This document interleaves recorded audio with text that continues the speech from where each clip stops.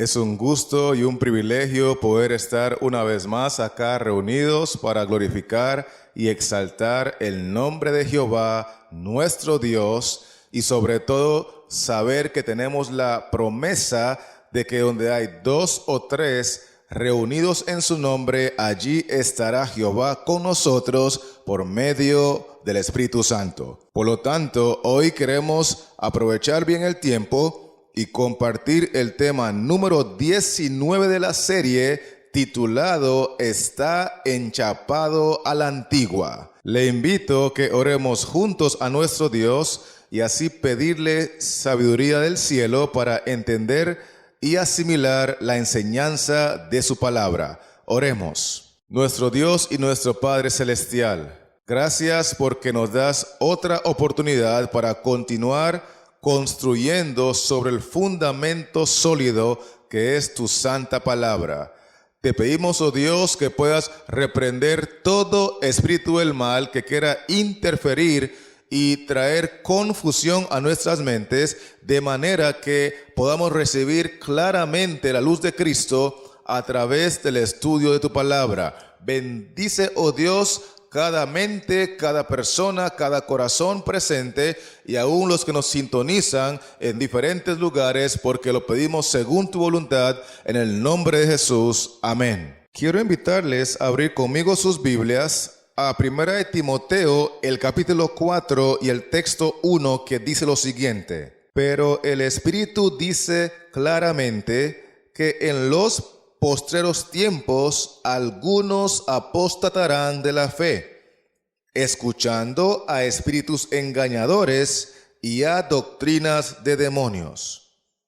Iniciando con este texto, podemos ver que la palabra de Dios nos enseña que en el tiempo del fin, muchos individuos apostatarán de la fe, se apartarán de la fe genuina, se apartarán de la fe bíblica, porque serán engañados y seducidos por espíritus de demonios. Sin embargo, hemos mencionado en temas anteriores que los demonios utilizan personas. En su momento utilizó a Herodes para tratar de matar a Cristo tan pronto como naciese. En su momento utilizó a Judas para traicionar a Cristo, entregándolo a sus enemigos. Y según el texto 2, los demonios continúan utilizando personas. Leamos el versículo juntos. Dice así: por la hipocresía de mentirosos que, teniendo cauterizada la conciencia. Paremos allí.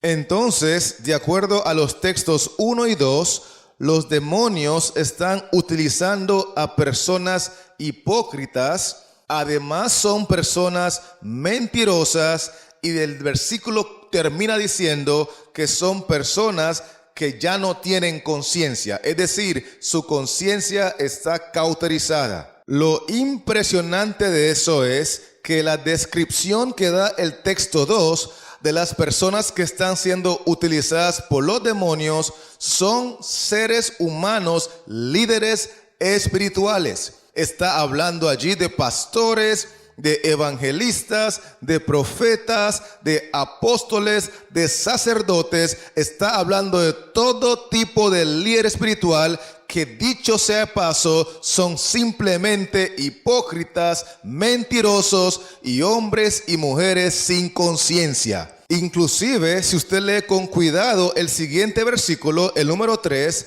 se va a dar cuenta que hay 2 doctrinas fundamentales que estos individuos han de distorsionar para cumplir con la misión de los demonios. Leo textualmente el verso 3, dice así: prohibirán casarse, número 1, y mandarán abstenerse de alimentos que Dios creó, número 2. Por lo tanto, las 2 doctrinas que estos individuos atacan, distorsionan y manosean son las doctrinas del matrimonio y las doctrinas de la alimentación. Quiero recalcarle que están siendo utilizados por los demonios, de acuerdo al versículo 1. También quiero retomar el concepto o la idea de que esto está ocurriendo en el tiempo del fin. porque el texto 1 dice que será en los postreros tiempos, en el tiempo final de la historia de este mundo. El cristianismo será arrastrado a una total apostasía liderada por los demonios, pero a través de instrumentos humanos. El texto 2 dice que estos instrumentos humanos son hipócritas, mentirosos y hombres y mujeres sin conciencia. Ahora, un detalle muy importante que no podemos pasar por alto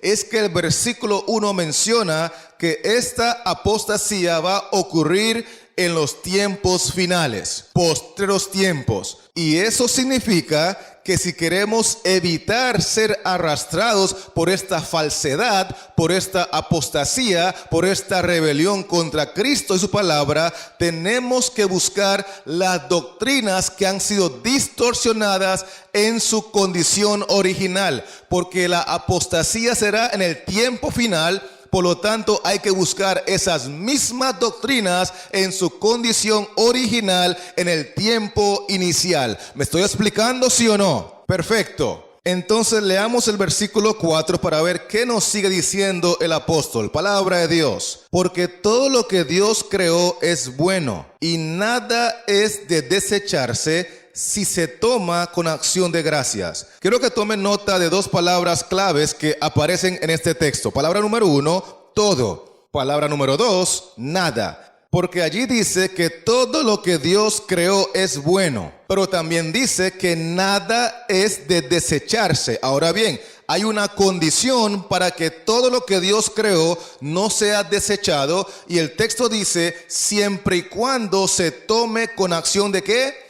Con acción de gracias. Así que hay dos palabras claves, todo y nada, y hay una condición que es que se tome ese alimento con acción de gracias. La última parte del versículo 3 menciona que los que pueden participar de estos alimentos con acción de gracias son los creyentes, los que han conocido la verdad. Muy importante ese detalle. Porque el apóstol no está hablando para los incrédulos, no está hablando para aquellos que están engañados porque no conocen la verdad, sino que más bien dice, yo me estoy refiriendo, me estoy dirigiendo, estoy hablando con los creyentes, aquellos que han conocido la verdad. De hecho, el versículo 3 y 4 nos enseña que la expresión acción de gracias se repite dos veces. La primera vez aparece en el texto 3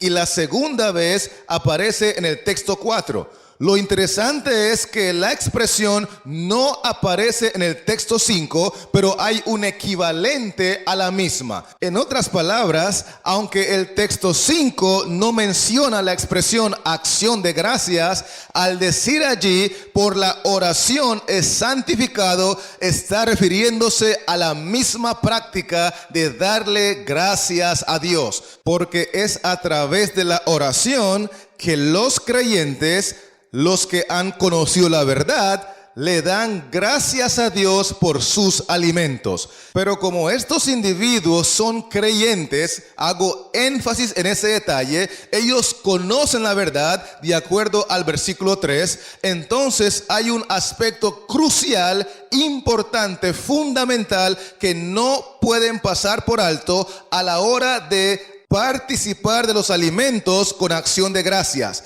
a la hora de orarle al Señor para que el alimento sea santificado. Y ese aspecto aparece en la primera parte del versículo 5. Recuerde que son creyentes.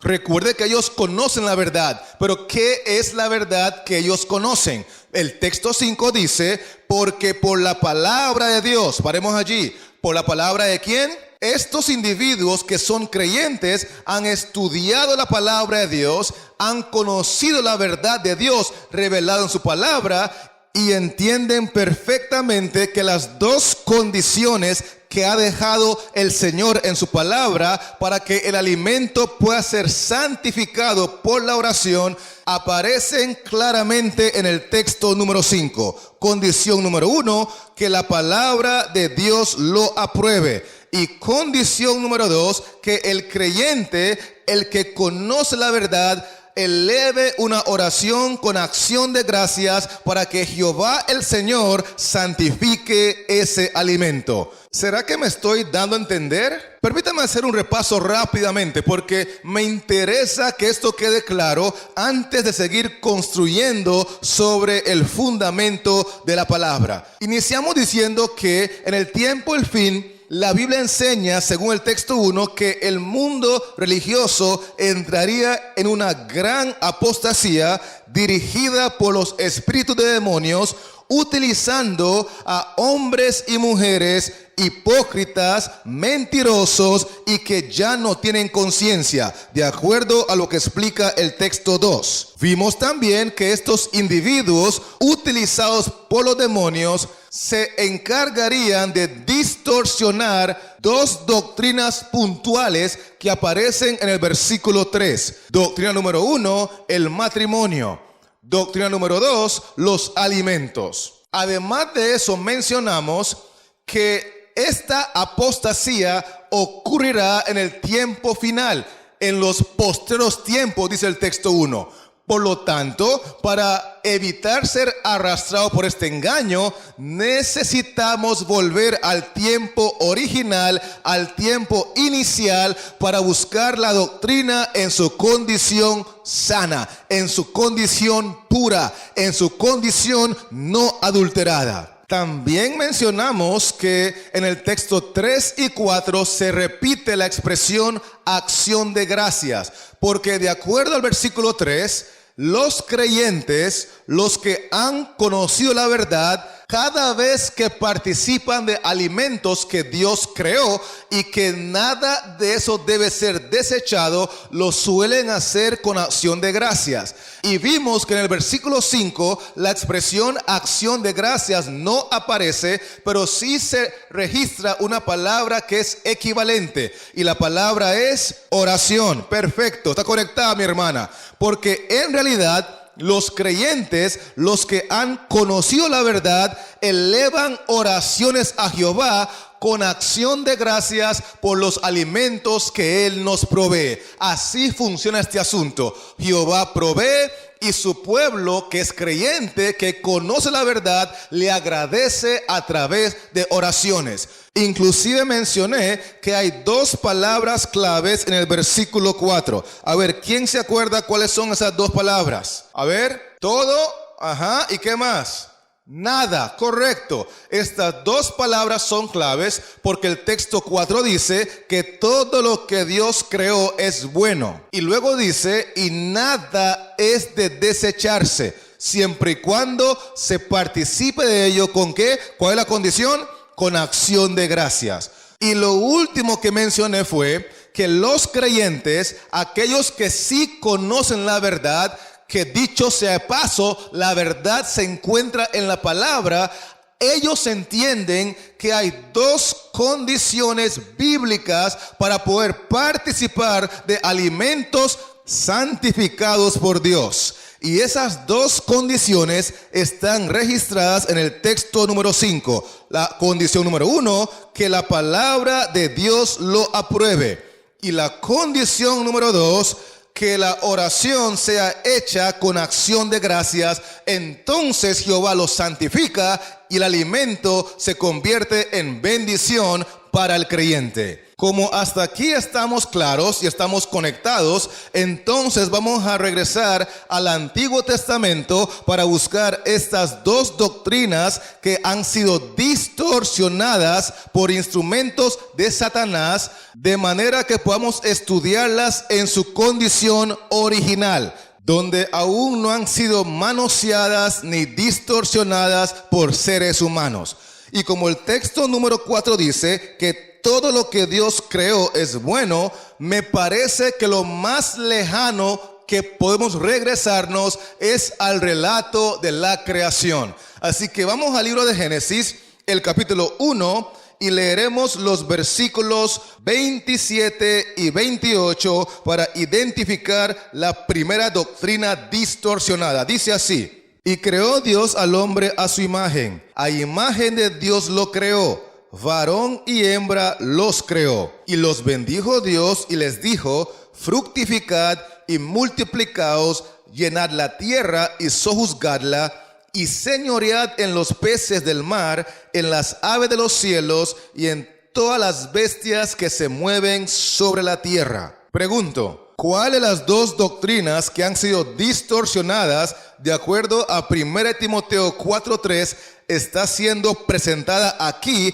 en su condición original? ¿La doctrina del matrimonio o la de los alimentos? Es evidente que está hablando de la doctrina del matrimonio, porque el texto 27 dice que Dios creó al varón y a la hembra, y en el texto 28 los bendijo. A través del matrimonio, Dios bendijo la relación de Adán y Eva y les dijo: fructificad y multiplicaos. Así que vamos a dedicar un tiempo para analizar por lo menos 3 o 4 formas distintas en las cuales Satanás, a través de sus instrumentos humanos, han distorsionado la doctrina del santo matrimonio. Número 1, recordemos que 1 Timoteo 4:3 dice que prohibirán casarse. ¿Prohibirán qué? Prohibirán casarse. Y por eso muchas personas que dedican su vida al servicio a Dios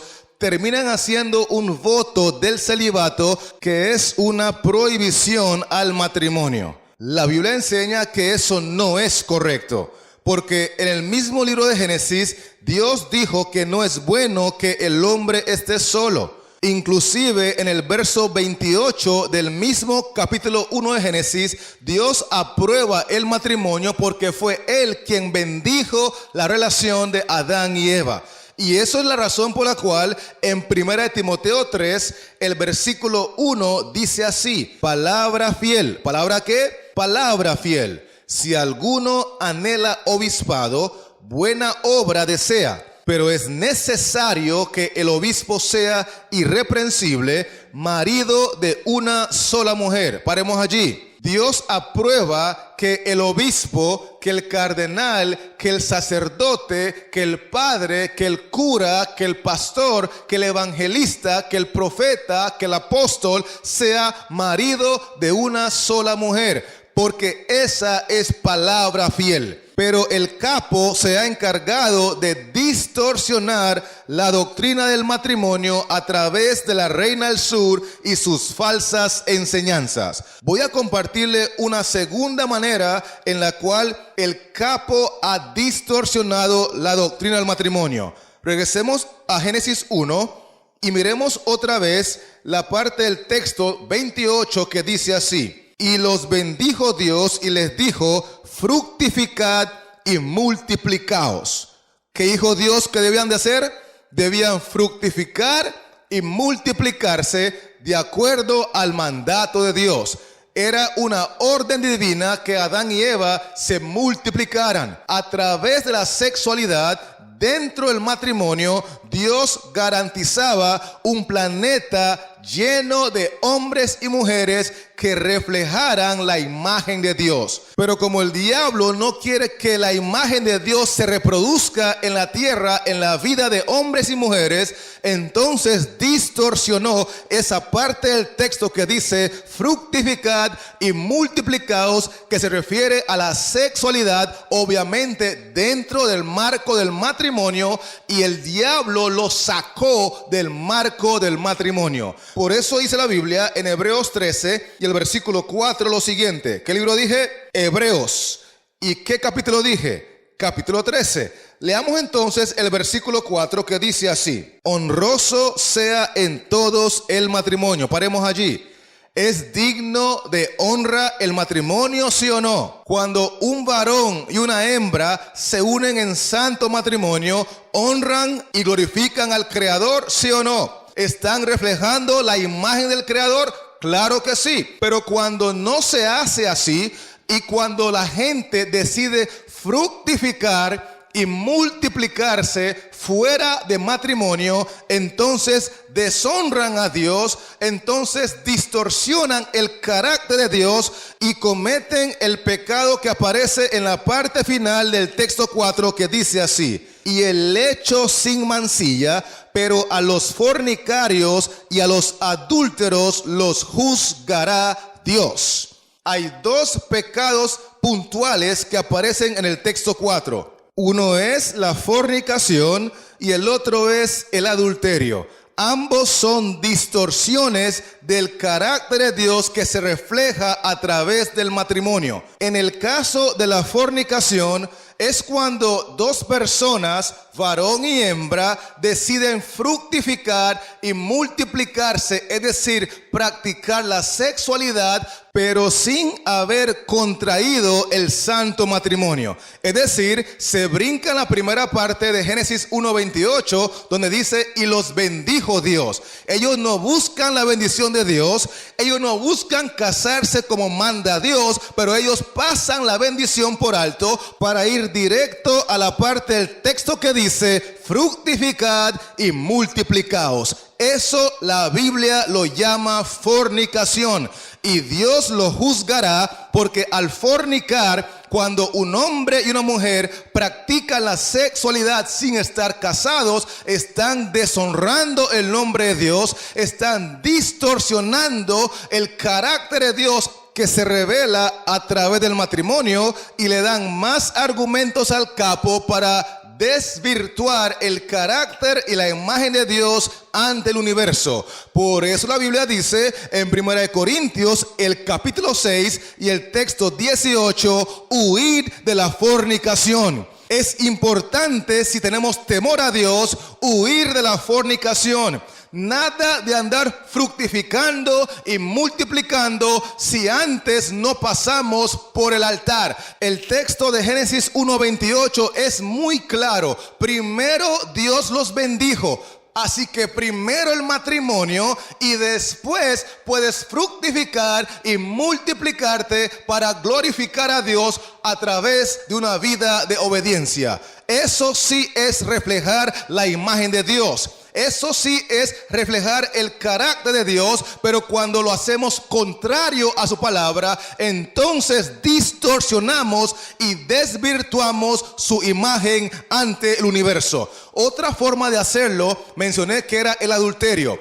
Y el adulterio es diferente porque ocurre cuando dos individuos, varón y hembra, entonces deciden fructificar y multiplicarse, pero fuera de su matrimonio. Por eso Proverbios 6:32 dice que el que comete adulterio es falto de entendimiento, es insensato, le falta 5 para el peso, le gotea. ¿Por qué? Porque está arruinando la imagen de Dios, está distorsionando su carácter y además está hiriendo el corazón de la persona que dice amar. Es falto de entendimiento. Sin embargo, quiero aclarar que una cosa es fornicación y la otra cosa es adulterio.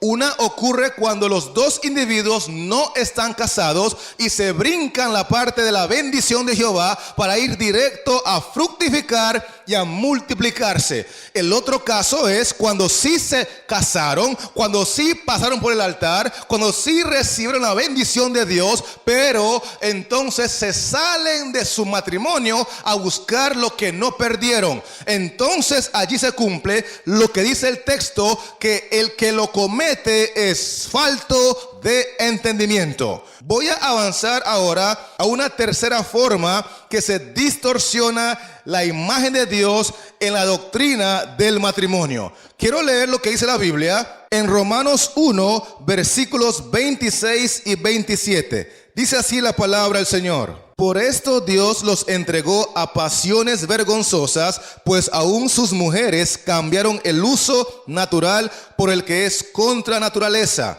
Y de igual modo también los hombres, dejando el uso natural de la mujer, se encendieron en su lascivia unos con otros, cometiendo hechos vergonzosos hombres con hombres y recibiendo en sí mismos la retribución debida a su extravío.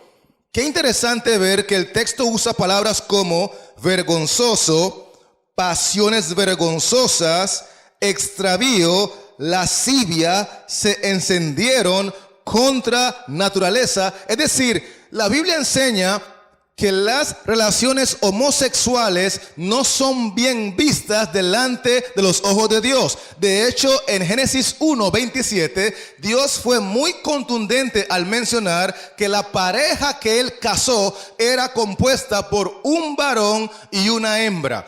Él bendijo esa clase de relación, pero en Romanos 1:26 y 27, Dios dice que Él considera vergonzoso, extravío, algo lascivo, algo que va contra naturaleza, cuando ambos individuos que según ellos son pareja, son del mismo género.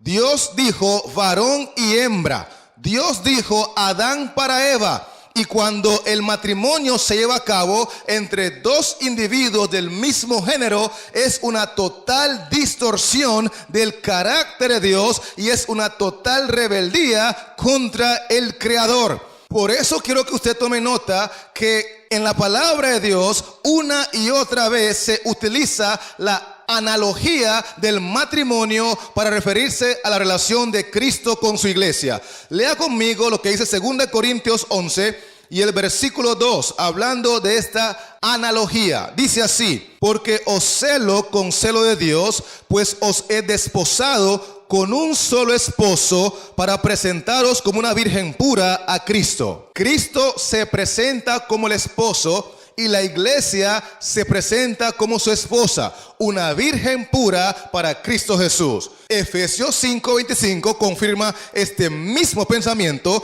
porque allí dice: maridos, amad a vuestras mujeres, así como Cristo amó a la iglesia y se entregó a sí mismo por ella. Esto se encuentra en el Nuevo Testamento y también en el Antiguo Testamento. Usted puede tomar nota de Isaías 54, 5 y 6 y encuentra la misma enseñanza, porque Dios repite vez tras vez que Él compara su relación con la iglesia a través de una relación matrimonial.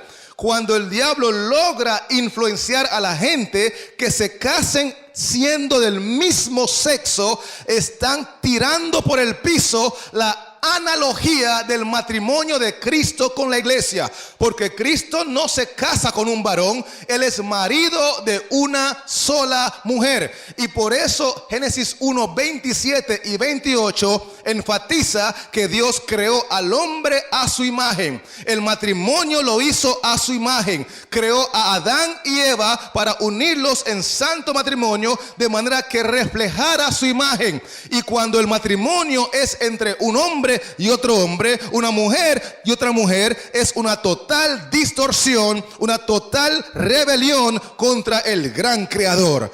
¿Quién está detrás de todo esto? Obviamente el capo. Y a través de sus instrumentos humanos, sean políticos o religiosos, ellos están tirando por el suelo el gran simbolismo del amor de Cristo hacia su iglesia, porque Él es el esposo que murió por ella. Hay una cuarta forma que voy a compartirle hoy, con la cual el enemigo está distorsionando la doctrina pura del matrimonio. Y voy a tomarlo de 2 Corintios, el capítulo 6, versículos 14 en adelante. Dice así: no os unáis en yugo desigual con los incrédulos. ¿Por qué? ¿Qué compañerismo tiene la justicia con la injusticia? ¿Y qué comunión la luz con las tinieblas? ¿Y qué concordia Cristo con Belial? ¿O qué parte el creyente con el incrédulo?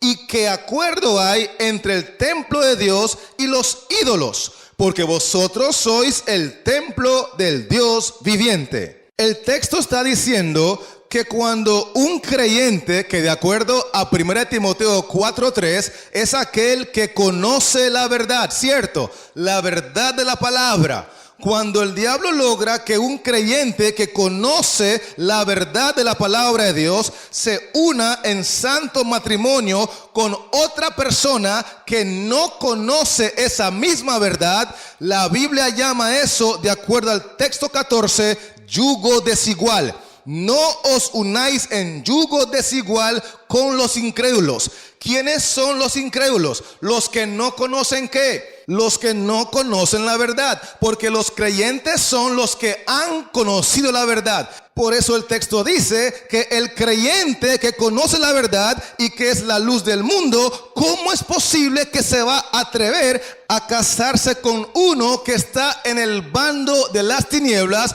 bajo el dominio de Satanás? El texto bíblico dice que no hay ninguna armonía, no hay ninguna comunión entre ambos. Unos son luz, otros son tinieblas. Y el texto 15 es enfático al decir que Cristo y Belial, o Cristo y el diablo, o el Señor de los cielos y el capo, no tienen ninguna comunión. Por lo tanto, esto es una distorsión terrible de la imagen de Dios, de la doctrina del santo matrimonio, que el enemigo ha logrado hacer una y otra vez a través de personas que dicen conocer la verdad. En el libro de Génesis, el capítulo 6, encontramos los versículos 1 y 2 que mencionan que los hijos de Dios, que son los creyentes que habían conocido la verdad, descendientes de Set, se casaron con las hijas de los hombres, que son los que no conocían la verdad,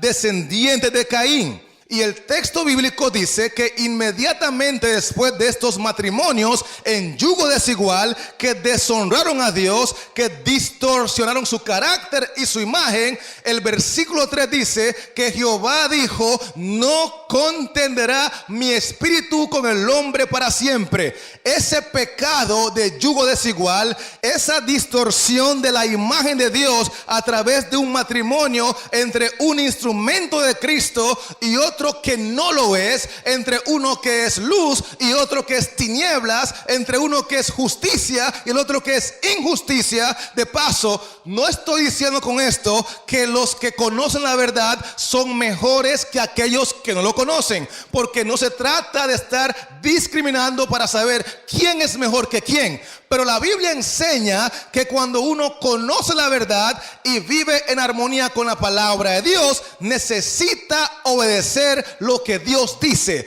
Y si Dios lo dice, yo lo creo. Y por lo tanto, Él dice que no es correcto unirse en matrimonio con otra persona que no conoce la verdad. Y por eso en Génesis 6:3, inmediatamente después de los matrimonios en yugo desigual, Jehová dijo: no contenderá mi espíritu con el hombre para siempre, porque ciertamente él es carne. Dios considera un matrimonio en yugo desigual como un matrimonio carnal, y el Espíritu de Dios se retiró del planeta a raíz de que todos los hombres y mujeres se casaban y se daban en casamiento sin tomar en consideración la gloria de Dios, sin tomar en cuenta la imagen de Dios que debe ser exaltada y debe ser magnificada a través del santo matrimonio. Por eso la Biblia dice que vino el diluvio en los días de Noé, porque se casaban y se daban en casamiento, pero para su propia gloria,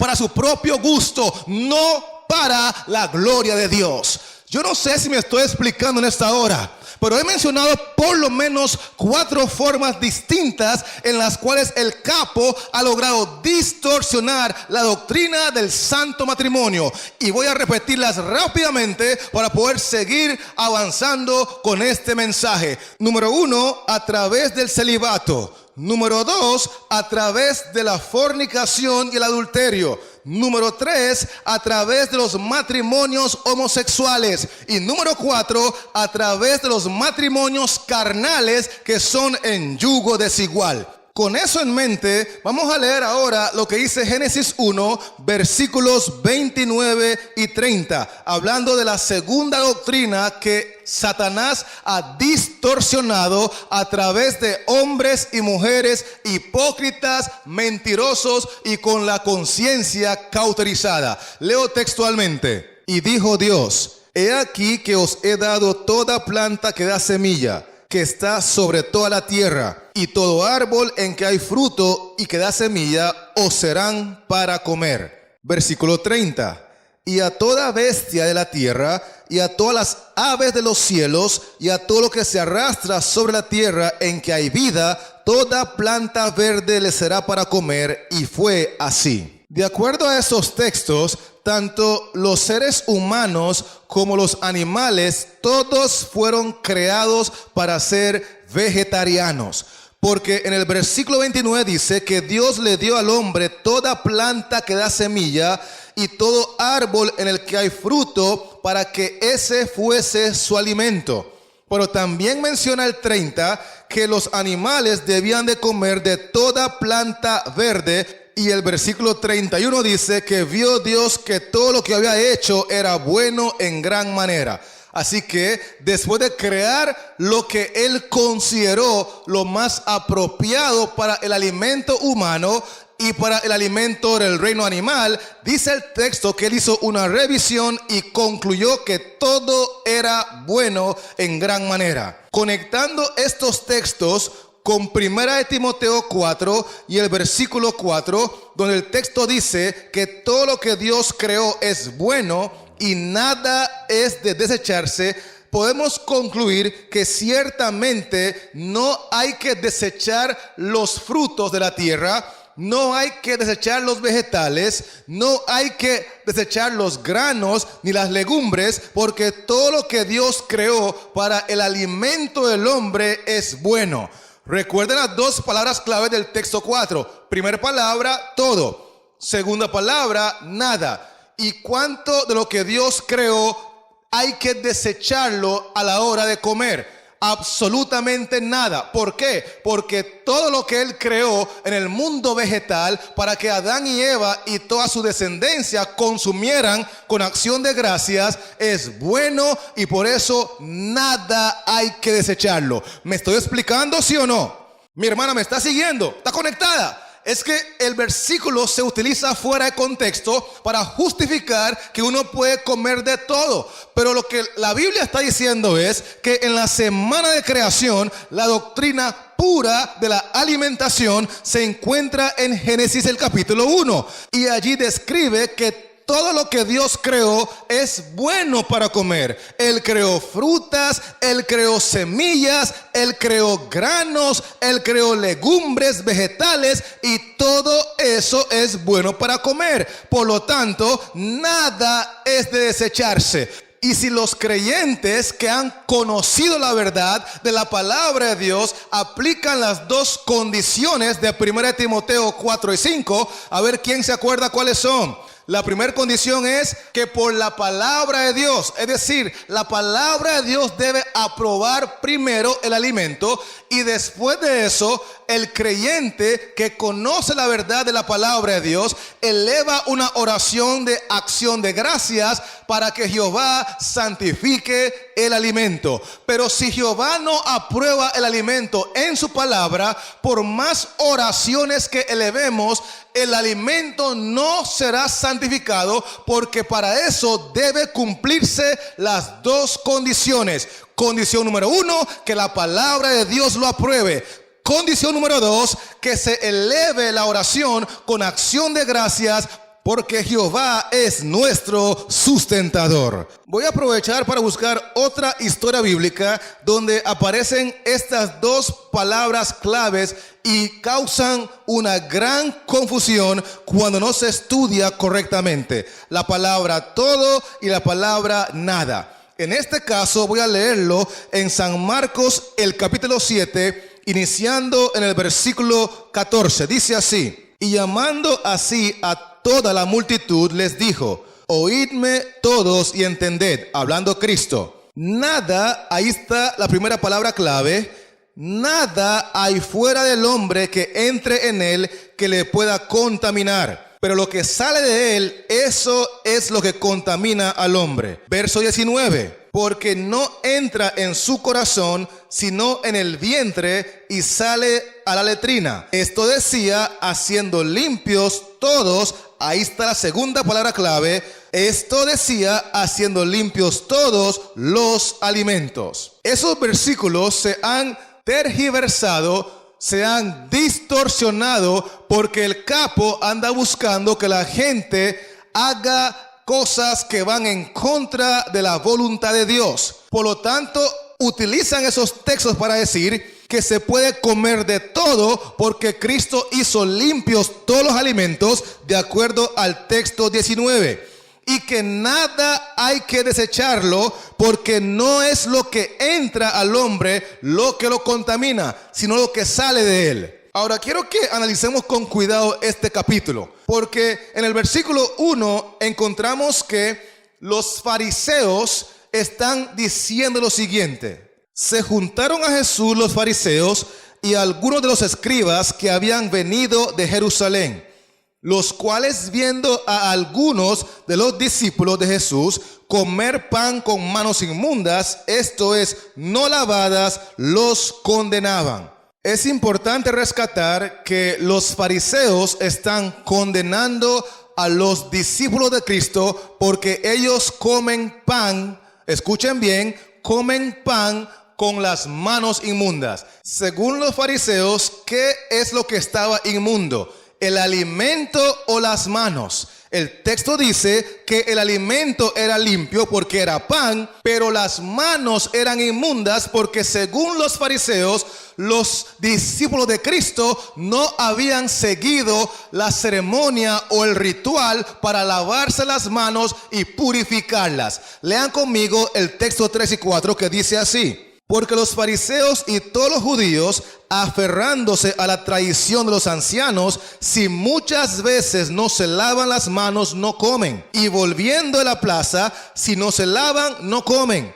Y otras muchas cosas hay que tomaron para guardar, como los lavamientos de los vasos de beber y de los jarros y de los utensilios de metal y de los lechos. Por eso el texto 5 dice que ellos le preguntan a Cristo: ¿por qué razón tus discípulos no andan conforme a la tradición de los ancianos, sino que comen pan? Escuchen otra vez, los discípulos comen pan, el pan no es inmundo, pero dicen ellos que lo están comiendo con las manos inmundas. Muy importante entender este contexto, porque cuando se saca de contexto, entonces se inventa un pretexto para seguir comiendo cosas que deshonran el nombre de Dios. Y aquí la Biblia enseña que lo que estaba inmundo no era el alimento.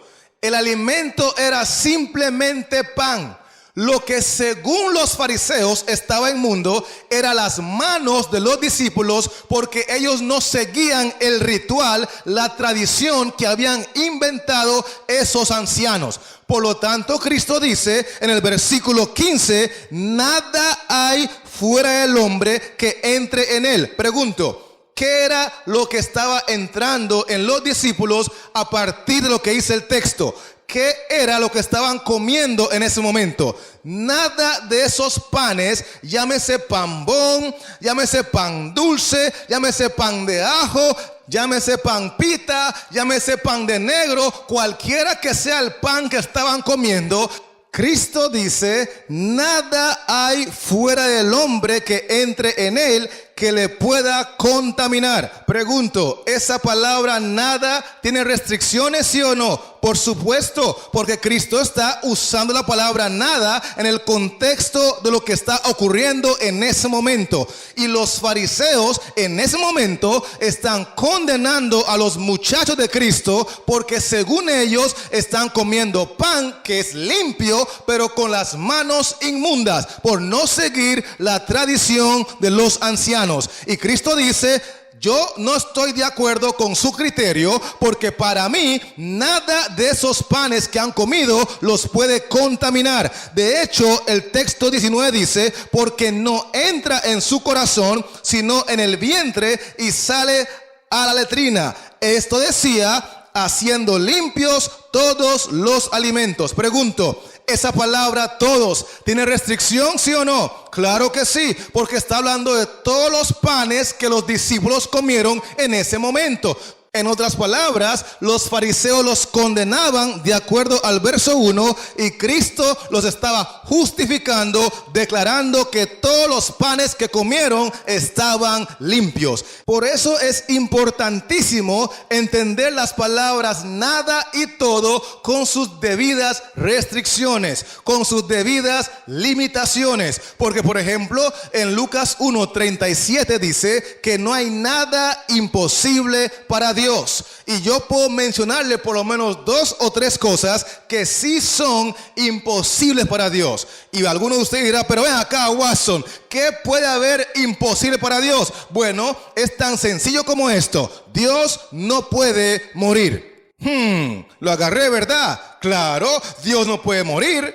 Además de eso, Dios no puede mentir, porque Él no puede pecar. ¿Me está siguiendo o no? De hecho, la Biblia dice que Dios no puede ser tentado, porque Él no tienta a nadie, ni Él puede ser tentado. Así que la palabra nada tiene sus debidas restricciones, y de igual forma la palabra todo también las tiene. Porque Filipenses 4:13 dice, todo lo puedo en Cristo que me fortalece. Pregunto, ¿puede Cristo fortalecerme para hacer cosas en contra de su voluntad?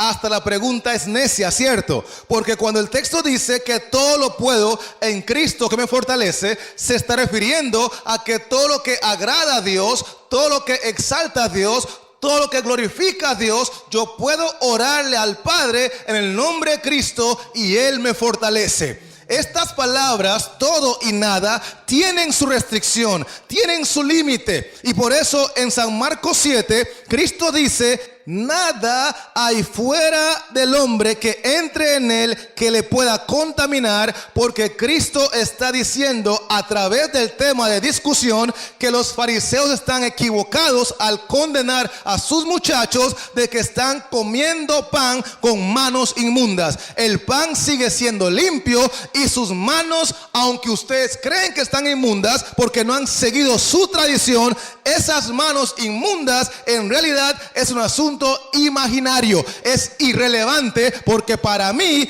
todos los alimentos, de acuerdo al texto 19, yo los he hecho limpios. Todos los panes que comieron, según mi criterio, están limpios. Y como yo soy el Señor de los cielos, entonces el texto 16 dice, el que tiene oídos para oír, oiga. ¿Cuántos textos se han mal interpretados para justificar que el hombre puede comer de todo?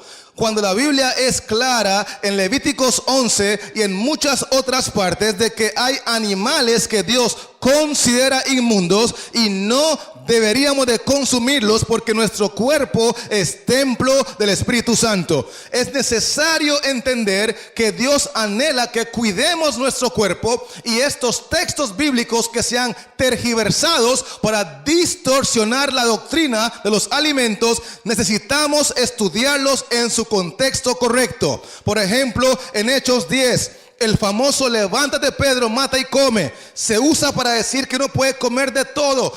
Y si usted lee el capítulo entero con mucho cuidado, se va a dar cuenta que la enseñanza que Dios está dando allí es que Pedro no debe llamar común o inmundo a los gentiles, porque en el texto 34 Pedro dice, en verdad comprendo que Dios no hace acepción de personas, sino que en toda nación se agrada del que le teme y hace justicia. Pedro entendió que Cornelio, siendo romano, era amado por Dios, era aceptado por Dios, y por consiguiente Pedro no tenía ningún derecho de llamarlo común o inmundo, porque Dios no hace acepción de personas. Yo entiendo que la mayoría de la gente prefiere seguir comiendo de todo y justificando contextos fuera de contexto, pero la Biblia enseña que lo que es inmundo sea inmundo todavía. Por lo tanto, los animales que Dios consideró y clasificó como inmundos desde el mismo principio del mundo siguen siendo inmundos hasta el día de hoy. Léase Levíticos 11 y se va a dar cuenta que hay categorías para animales en la tierra, en el mar, para insectos, para aves, y es necesario, si usted ama a Cristo y usted reconoce que su cuerpo es templo del Espíritu Santo, abstenerse de todas estas cosas que Dios consideró considera inmundas, como el cerdo en todas sus formas y presentaciones, como la tortuga, como los mariscos y como muchos otros animales que la gente consume con frecuencia. Por eso Isaías 66 y el versículo 15 al 17 dice lo siguiente, hablando de la segunda venida de Cristo: porque he aquí que Jehová vendrá con fuego, y sus carros como de torbellino, para descargar su ira con furor y su reprensión con llama de fuego. Porque Jehová juzgará con fuego y con su espada a todo hombre, y los muertos de Jehová serán multiplicados, los que se santifican y los que se purifican en los huertos, unos tras otros, los que comen carne de cerdo y abominación y ratón, juntamente serán talados, dice Jehová. Cuando Cristo venga por segunda vez, los que continúan comiendo carnes inmundas porque no valoran la importancia de tener un Espíritu Santo en su vida, serán talados y destruidos porque rechazaron el privilegio de purificar sus cuerpos para ser templo del Espíritu Santo. Apreciados hermanos y amigos que me escuchan, yo sé que es muy normal catalogar al predicador que enseña estas cosas como un hombre que está enchapado a la antigua, pero permítame decirle que la Biblia es más antigua que yo y sigue siendo verdad. Permítame recordarle que Jehová, Dios Todopoderoso, es más antiguo que la Biblia, porque existe desde el principio y existirá hasta el final, y a pesar de su antigüedad sigue siendo santo, santo, santo. Y es ese mismo Jehová que me dice en Jeremías 6 y el texto 16 lo siguiente: así dijo Jehová. ¿Dijo quién? Jehová: paraos en los caminos y mirad y preguntad por las sendas antiguas. ¿Preguntar por cuáles sendas? Jehová está diciendo, necesitan volver a las sendas antiguas. Esta religión moderna, este cristianismo moderno, lleno de libertinaje y falsas doctrinas, los está llevando a más de 500 millas por hora al lago de fuego. Necesitan parar. Necesitan hacer un alto en el camino, necesitan escudriñar la palabra y volver a las sendas antiguas, volver a las doctrinas originales, volver al Génesis, al origen, al inicio, al principio, y escudriñar la doctrina del matrimonio, la doctrina del alimento, y entender cuáles son las sendas antiguas, porque el texto dice: cuál sea el buen camino y andad por él, y hallaréis descanso para vuestra alma. Mas dijeron: no andaremos. Puse también sobre vosotros atalayas que dijesen: escuchad al sonido de la trompeta. Y dijeron ellos: no escucharemos. Así que ni escuchan a Jehová, ni escuchan a sus atalayas, porque considera que tanto los atalayas como Jehová, ambos están enchapados a la antigua.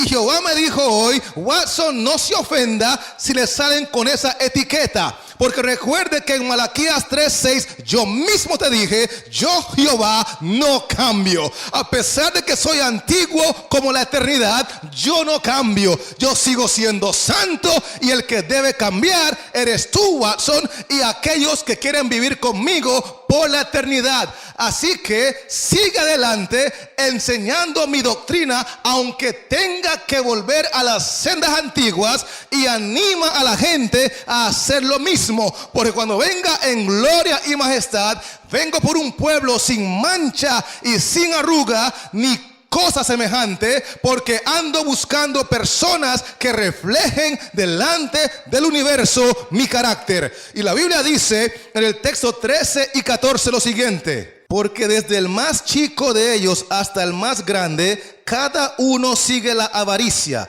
y desde el profeta hasta el sacerdote, todos son engañadores, y curan la herida de mi pueblo con liviandad, diciendo: paz, paz, y no hay paz. La gente prefiere rechazar un así dice Jehová del texto 16.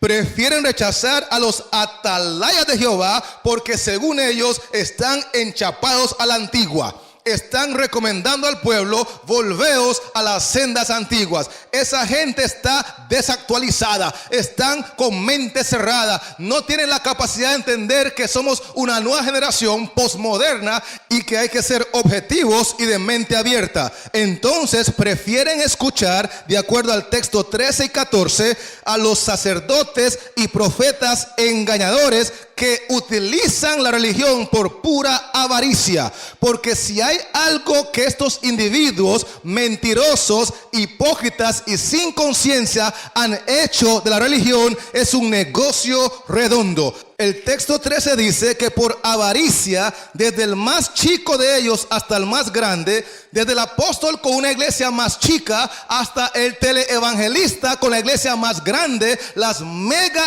estructuras, las mega iglesias, cada uno de ellos sigue en la religión predicando por pura avaricia. Sea profeta, sea apóstol, sea sacerdote, dice el texto, son engañadores y obviamente mantienen un mensaje de paz y un mensaje de liviandad delante del pueblo para que el pueblo esté contento. Oh, mi hermano que me escuchas, con razón Cristo dijo en San Mateo 15 y el versículo 14: dejadlos, porque son ciegos, guías de ciegos. Y si el ciego guiare al ciego, hablando del sacerdote, hablando del profeta, hablando del apóstol ciego, si el ciego que es líder guía al ciego que es el pueblo, ambos caerán al hoyo.